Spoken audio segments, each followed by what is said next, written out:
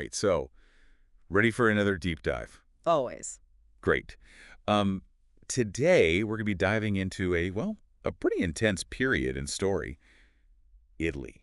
1970s, 80s. You ever heard of the Years of Lead? Oh, yeah, definitely. A period of, well, a lot of turmoil in Italy. Strikes, protests, even bombings. It was a really volatile time. Yeah, it sounds like it. And right in the middle of all this, we've got a guy, Guido Galli, a magistrate, who, well, he was known for fighting for justice, and that Yeah. made him a target for some pretty extreme groups. Yeah, it's fascinating, isn't it? How individuals kind of get caught up in these bigger historical currents. Like you can't really understand Galli's story without understanding the whole context of the Years of Lead, right? Right, for sure. So let's get into that. What was going on back then that made it so dangerous? Well, you had all these social and political tensions, right? And that kind of created this breeding ground for groups like Prima Linea. Primarily. Yeah, they were a far left organization. They were known for, well, for being pretty violent, and they were just one of the many groups that were active during that time. Okay, so we've got this really turbulent backdrop.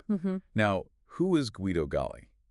What was he doing that put him in the crosshairs of a group like Prima Linea? Well, Galli, he was born in Bergamo back in 1932. He became a magistrate, like a judge Yeah. investigating and prosecuting crimes. But he wasn't just a judge, he also taught criminology. So he was really deep into understanding the criminal mind, the reasons behind crime, and all that expertise led him to this major investigation against terrorism starting around 1978. 1970. Okay, so what happened that year? Anything specific that kind of kicked things off? Well, that was the year that Corrado Luni was arrested. He was a key figure in Prima Linea, and not only that, but the police they also uncovered this Prima Linea hideout in Milan. A hideout, huh? Yeah, a real turning point. After that, things really heated up. Galli was he was basically dismantling their network piece by piece, and they weren't too happy about that. So they decided to make a statement. And not just any statement, but a really brutal one. Exact. So walk us through what happened. It was March 19th, 1980. Galli was leaving a lecture hall at the University of Milan. He was just, going about his day, and he was shot. Just like that, in broad daylight. Yeah. They shot him in the back, and then when he fell, they shot him again, twice. In the head. It was meant to be a message, a really clear one. Don't even try to fight us. Yeah. The assassins, Sergio Seggio, Maurice Bignami, and Michele Viscardi, all members of Prima Linea. I mean, wow. Reading about this, I kept thinking about Galli's family. His daughters. Can you imagine what that must have been like for them? To have their father, this champion of justice, taken from them in such a senseless way? Absolutely. I mean, the impact on his family, on his students, it must have been devastating.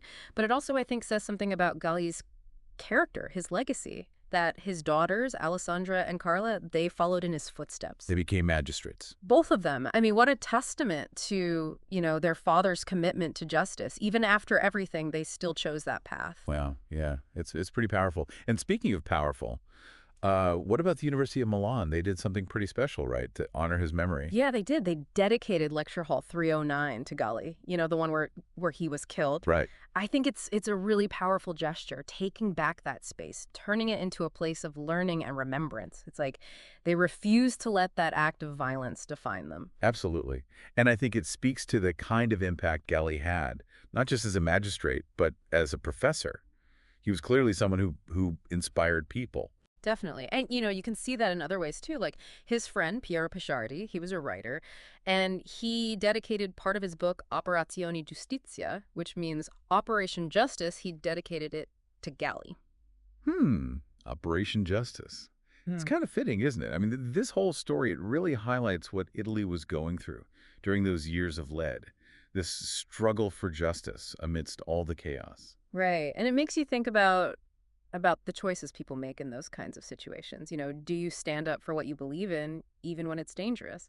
Or do you stay silent? Yeah, it's a tough question, one that probably a lot of Italians were grappling with back then. I mean, how do you balance the need for security with individual freedoms during such a turbulent time? It's a question that we're still wrestling with today, I think, in different ways maybe, but it's still relevant.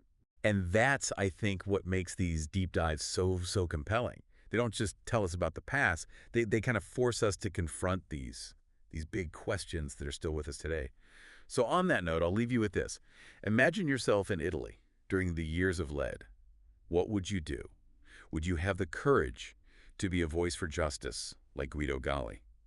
Or would the fear have, well, would it have kept you silent? It's a question worth pondering. It really is. And Thanks for taking this deep dive with us. absolutely. Until next time.